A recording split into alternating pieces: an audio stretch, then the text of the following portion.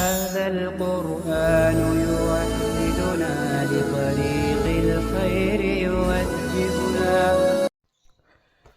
بسم اللہ الرحمن الرحیم۔ اردو کی دوسری کتاب کا آج کا ہمارا سبق یہاں سے صفحہ نمبر 35 پر یہاں سے۔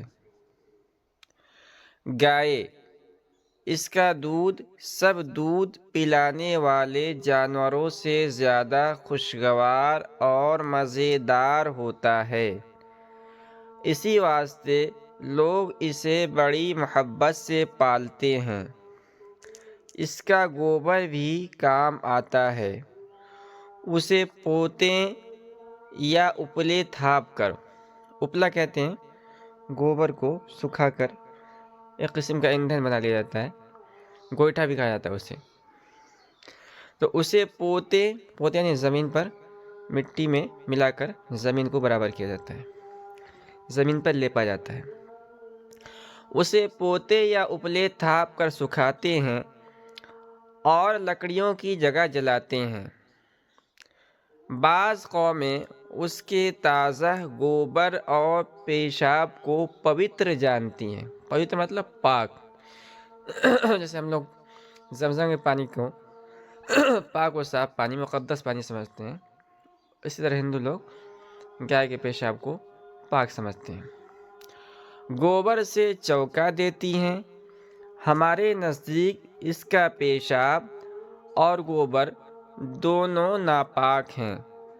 کپڑے یا کسی اور چیز کی درہم بھر جگہ پر پڑ جائے تو وہ پلید ہو جاتی ہے، یعنی کپڑے وغیرہ میں اگر ایک درہم کی مقدار، درہم سونے کے سکے کو کہا جاتا ہے، اور ہمارے زمانے میں تو چلتا نہیں ہے، لیکن جو سکہ ہوتا ہے 1-2 روپے کا، اس سے کچھ بڑا ہوتا تھا وہ، تو اتنی چوڑائی کے اندر اگر کپڑے میں لگ جائے گائے کا پیشاب یا گوبر تو کپڑا ناپاک ہو جائے گا، پلید بنے ناپاک۔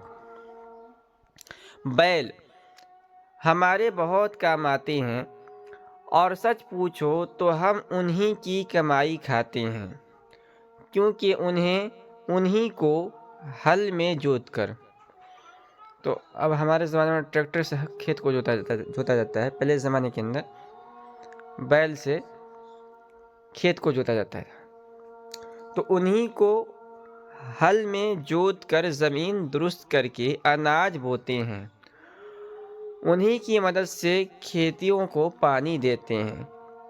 جب اناج پکتا ہے تو وہی گاہتے ہیں، گاہنا یعنی اناج سے دانے کو نکالنا، اور ہمارے زمانے کے اندر تو مشین سے کام لیا جاتا ہے، پہلے جو ہے اناج کو زمین پر رکھ کر اس پر بیل کو چلاتے تھے، اس کو گاہنا کہتے ہیں۔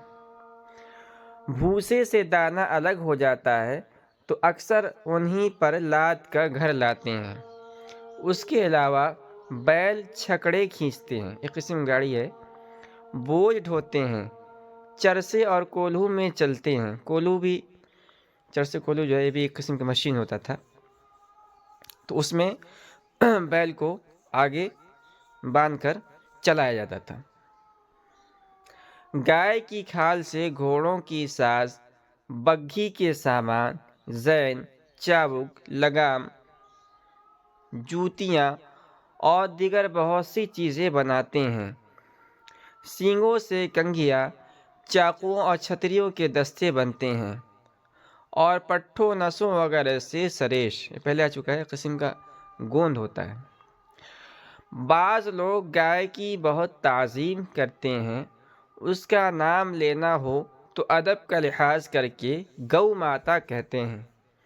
اتنا ہی نہیں بلکہ اس کے سامنے ماتھا ٹیکتے ہیں اور اسے پوجتے ہیں۔ ہمارے مذہب میں یہ درست نہیں، کیونکہ یہ چیز خداوند تعالیٰ نے ہمارے فائدے اور آرام کے واسطے بنائی ہے۔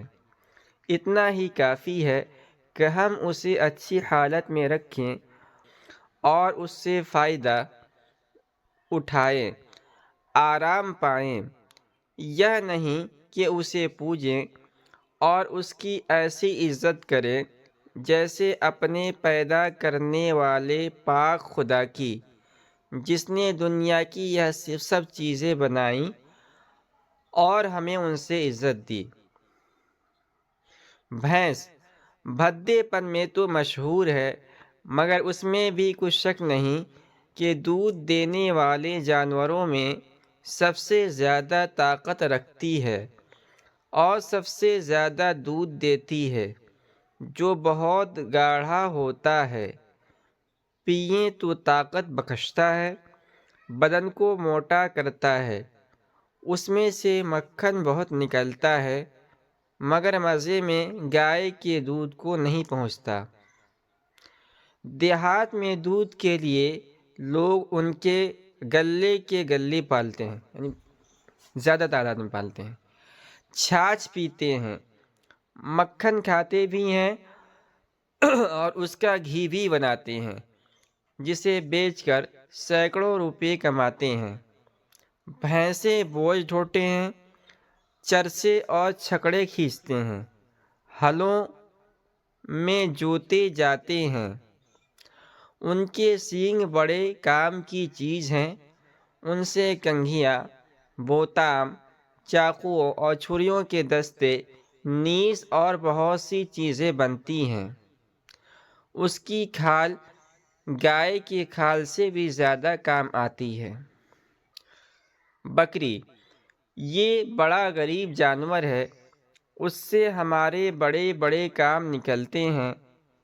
دیکھو اس کا گوشت حلال ہے اور ہر ایک قوم کھاتی ہے۔ کبھی اس کا شوربہ پکاتے ہیں، کبھی بھون کر کھاتے ہیں، کبھی اس میں آلو، گوبھی، شلگم، میتھی، پالک یا کوئی اور چیز ڈال کر سالن پکاتے ہیں۔ اچھے مسالے ڈال کر قورمہ، پلاؤ پکاتے ہیں، کٹوا کر قیمہ کرتے ہیں اور اس کے کباب بناتے ہیں، جو بڑے مزے کے ہوتے ہیں۔ اس کا دودھ بھی بہت اچھا ہوتا ہے، گائے بھینس کے برابر تو نہیں ہوتا، مگر فائدے سے خالی نہیں۔ بال موٹے اور سخت تو ہیں، مگر بالکل نکمّے، وہ بھی بیکار نہیں۔